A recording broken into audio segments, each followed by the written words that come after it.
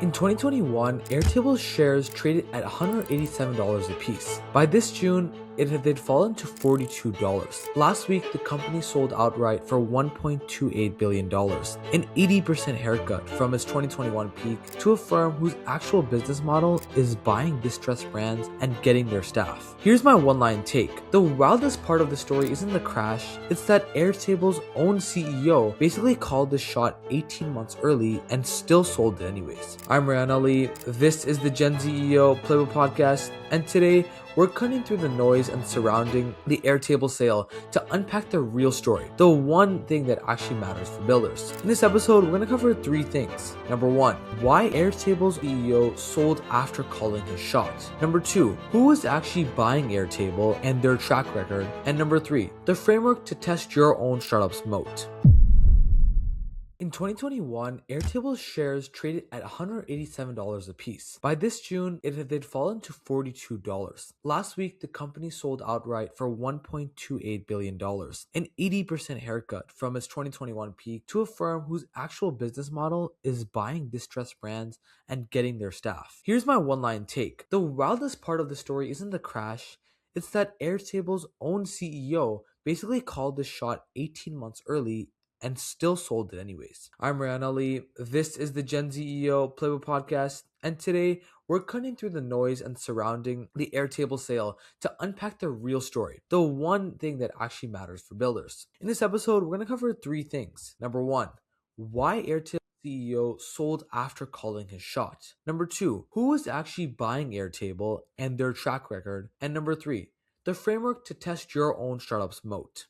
So here's the timeline, and it's longer than the one press release. Airtable was founded in 2012 by Howie Liu, a no-code tool for building spreadsheet database hybrids. In December 2021, a Series F valued the company at $11.7 billion, right at the peak of the tech boom. Then the slide starts. In Jan 2026, Liu publicly acknowledged secondary market trades had already priced Airtable at around $4 billion, a 66% drop from its peak. In early August, Bending Spoons announced an all-cash acquisition of $1.285 billion. Airtable's business, for the record, wasn't collapsing. The AAR was around $480 million, up 20% year over year. But here's the detail almost nobody led with. Liu had been telling people that this reset was coming for over a year. In Jan 2026, he launched Super Agent, Airtable's first standalone product in 13 years. Yeah, so he'd hired a CTO out of OpenAI and acquired an AI startup to build it out. He said it himself, if you wouldn't build the same company today as fully AI native, sell it and start the next one. He said that, then 7 months later, he sold it. So the real story. Most coverage treat this as a single dramatic headline. $11 billion company sells for $1.2 billion.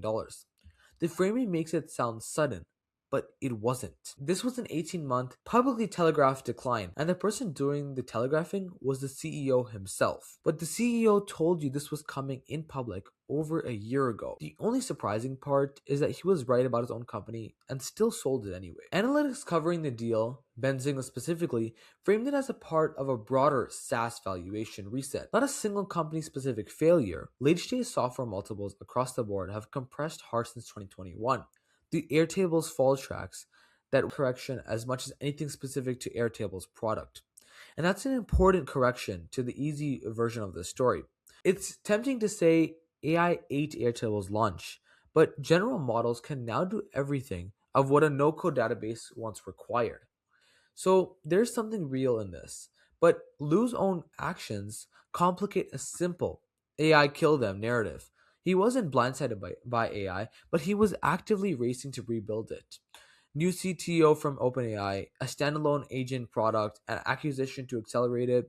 The valuation reset happened anyway, on his own, as he accelerating the AI native timeline. Now, who is buying this? Bending Spoons doesn't talk about this the same way most acquirers do. Their model, stated plainly, is buying digital brands at a discount, cutting costs hard, and reinvesting into more acquisitions. Track record isn't rumor anymore, it's confirmed, repeated by their own CEO.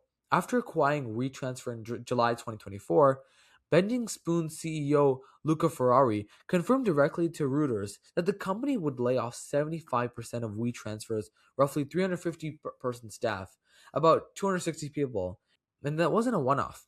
Evernote lost 129 companies after Bending Spoons acquired it. Filmic's entire staff was let go, and Meetup went through its own round of cuts. An AI native platform is the future of a one way to describe this deal. The fifth company in a row where the buyer confirmed it would let go most of its staff is also accurate.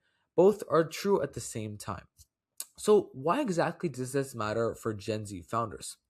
Well, the headline lesson isn't AI killed no code company, but the sharper, the more useful lesson is that the founder saw the reset coming, so he said it publicly more than a year before it actually happened. And being right about it didn't stop it from happening. So that's worth sitting with if you want to build anything right now. Seeing a threat clearly and naming it publicly is not the same thing as having enough runway or enough of a pivot window to outrace it. But Lou did almost everything textbook correct. He hired the right CTO, shipped the real AI native product, and acquired the right team, and the market replaced the company by 80% anyways. So that doesn't mean that the moves were wrong. It means they were right, but too late. Or right, but not enough of their own against a market wide multiple compression that had nothing to do with the execution quality. So there is a second colder lesson into who's on the other side of this deal. And when your valuation resets hard enough, the buyers who show up aren't the ones who are mission aligned partners. Sometimes they're firm whose entire playbook is just buy it cheap and cut it fast. And Bending Spoons has done this and confirmed this publicly by their own CEO at least 4 times now. WeTransfer, Evernote, Filmic, Meetup. If you're raising a peak multiple right now, the real question worth asking is, what's my product roadmap? And if it's my valuation resets in 3 years, and like just the way Airtables did, then who ends up as a buyer is the last resort. And what's the track record with the team I'll be leaving behind? 3 questions to run on your own startup this week. Ask honestly, is the core thing I built something a general purpose AI model that could reasonably do well, wrapped in a good prompt, like the way Airtable's own CEO answered yes about his own company publicly and moved fast because of it?